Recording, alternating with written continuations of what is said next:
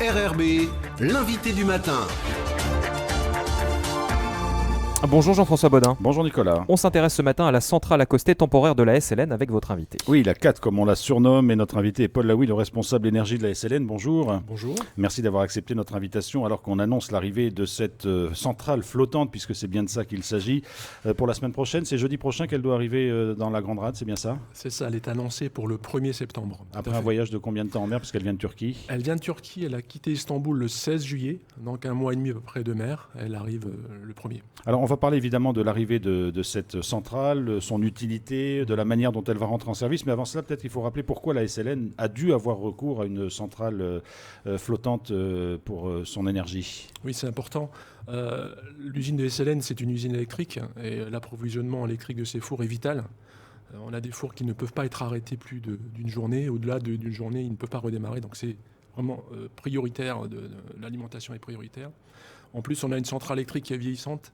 On sait tous malheureusement l'accident qu'il y a eu l'année dernière.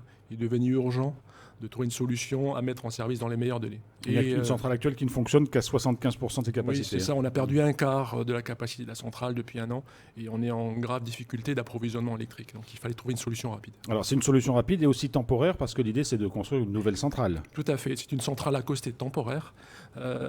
L'idée de cette solution-là qui nous a plu, c'est qu'on a 180 MW disponibles rapidement et dont la mise en service ne nécessite que très peu entre guillemets, d'infrastructures terrestres. D'où l'intérêt de la solution. Alors ça fait 5 à 6 mois que vous préparez un peu plus l'arrivée de cette centrale accostée temporaire, puisque c'est l'acronyme de CAT. Il y a eu des travaux de préparation, il a fallu préparer le site pour la mise en œuvre de cette centrale.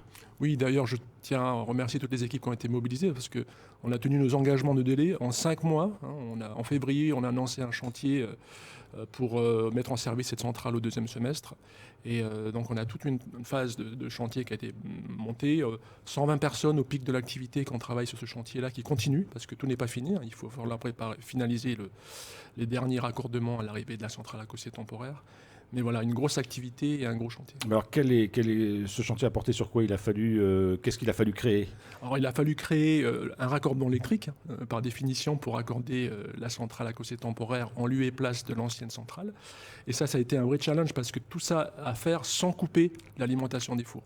Donc un vrai challenge technique des équipes mobilisées, et raccorder aussi la centrale sur l'approvisionnement en combustible de la SLN, et la partie amarrage qui est un gros sujet du projet, puisque la CAT, la centrale accostée temporaire, doit rester amarrée quelles que soient les conditions météo. Et là, il y a toutes les normes de sécurité, bien évidemment, qui ont été étudiées et mises en œuvre. Tout à fait. On a une étude d'un cabinet expert international qui a travaillé sur le sujet, qui a été vérifié, et tout le chantier a été supervisé par des experts sur ce sujet-là. Alors, ce sont des travaux de préparation pour l'accostage de cette CAT. Plus d'1 milliard ont été injectés par la SLN dans ces travaux de préparation. Où est-ce que vous avez trouvé l'argent? On dit que la SLN a des grosses difficultés financières. Alors, c'est vrai que la situation financière de la SLN est compliquée, mais l'alimentation électrique des fours est vitale. Donc il a fallu sanctuariser cette dépense-là pour pouvoir justement garantir l'approvisionnement électrique. Et la barge, évidemment, c'est une location, ce n'est pas un achat par la SLN, elle a aussi un coût.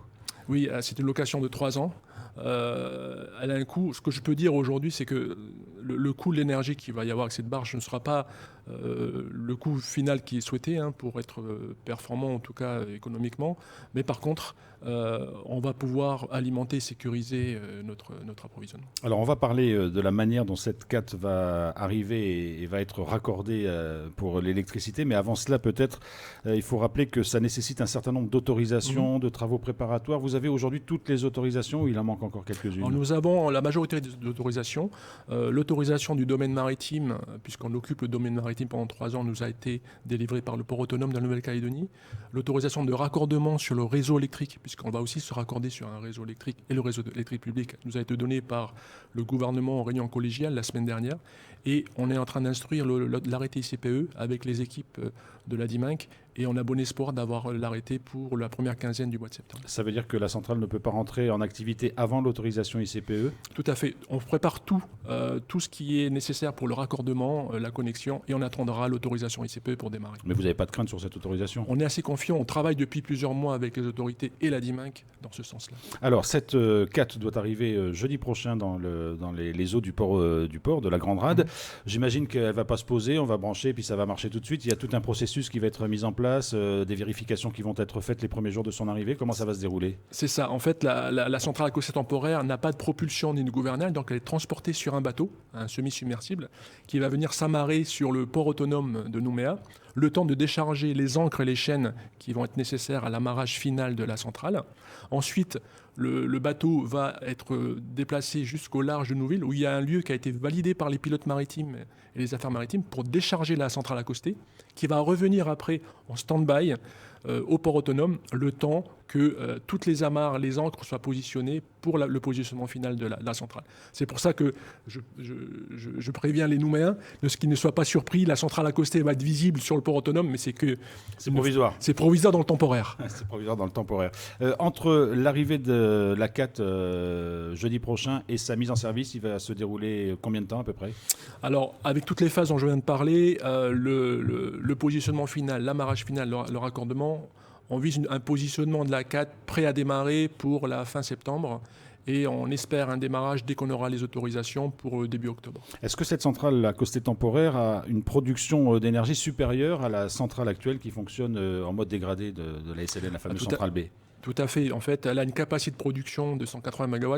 En fait, elle va être surcapacitaire pour justement garantir à tout moment la puissance minimum disponible pour nos fours.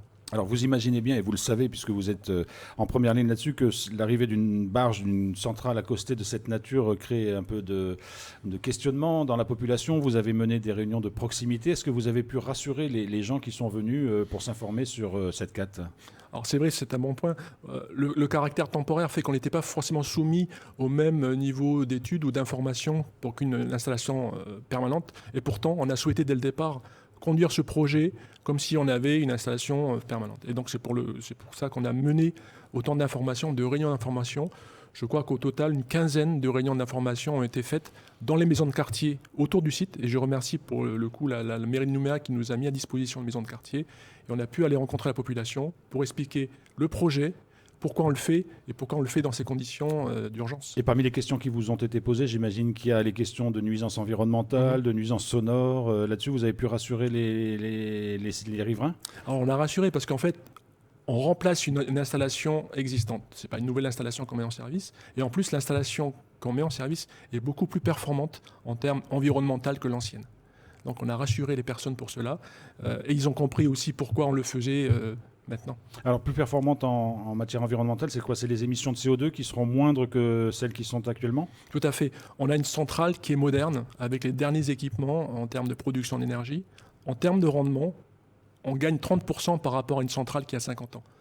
Pour résumer, pour la même production électrique, on va consommer 30% en moins de combustible, donc émettre 30% en moins de gaz, etc. Mais c'est une centrale qui est alimentée par le fioul. Hein. Le même fioul, parce qu'on ne pouvait pas changer de combustible dans les délais impartis. Par contre, on va être plus efficace en termes environnementaux. Alors c'est un gros chantier, c'est énorme, ça vous a pris beaucoup de temps, mais ça ne sera que temporaire puisque c'est prévu pour rester 3 ans. Ça veut dire que dans 3 ans, il y aura une future centrale électrique à la SLN? Alors, ce qui est prévu maintenant, c'est que la SLN ne soit plus propriétaire de sa centrale. On s'est engagé avec le gouvernement et aussi avec les autres partenaires industriels sur une feuille de route pour une énergie décarbonée sur le réseau public. Et donc on travaille main dans la main avec le gouvernement pour développer ce type de solution. Je vois que le gouvernement a vraiment mis l'accélérateur sur le développement du renouvelable et du stockage. Et on a bon espoir que dans 3 ans, on ait une solution pérenne sur le réseau qui pourra remplacer la centrale accostée. Mais le modèle de centrale et de mix énergétique qui va l'alimenter n'est pas encore véritablement défini. Alors si on part sur un mix renouvelable avec stockage, parce que c'est le mix décarboné qui est aujourd'hui le plus sûr, et avec des centrales thermiques au gaz qui vont permettre de garantir un minimum d'énergie, parce qu'il faut quand même garantir la production pour nos outils industriels. Donc c'est le mix aujourd'hui qui est envisagé. Paul Laoui, c'est un gros chantier. Est-ce que la SLN l'a mené seule? Est-ce que vous avez dû avoir recours à des partenaires avec lesquels vous n'aviez jamais travaillé, à la fois pour faire venir la centrale, pour l'installer, pour faire les travaux? Comment ça s'est passé? Alors, on n'a pas mené seul, hein, vous imaginez bien, 5 mois c'est court. Il a fallu gérer tout ça de façon agile mais très serrée. Je tiens à remercier d'ailleurs tous nos partenaires, les institutions, les sous-traitants, mais aussi le personnel SLN qui a été mobilisé et qui continue de l'être jusqu'à la fin du chantier pour réussir un chantier finalement en sécurité dans un délai très contraint. Alors, cette centrale arrive jeudi dans le port autonome, enfin dans la Grande Rade. Il y a peut-être des gens qui vont découvrir finalement ce nouvel outil, qui vont se poser des questions. Est-ce qu'on peut encore trouver des renseignements? Est-ce qu'il y a un lieu, un site sur lequel on a toutes les infos sur cette centrale à cossé temporaire? Oui, tout à fait, Jean-François. Le site SLN est mis à jour et on a posté les dernières informations sur l'arrivée de la CAT, sur les informations techniques. Vous trouverez toutes les informations nécessaires. Paul Laoui, responsable énergie de la SLN, merci beaucoup d'avoir été avec nous ce matin. Merci à vous.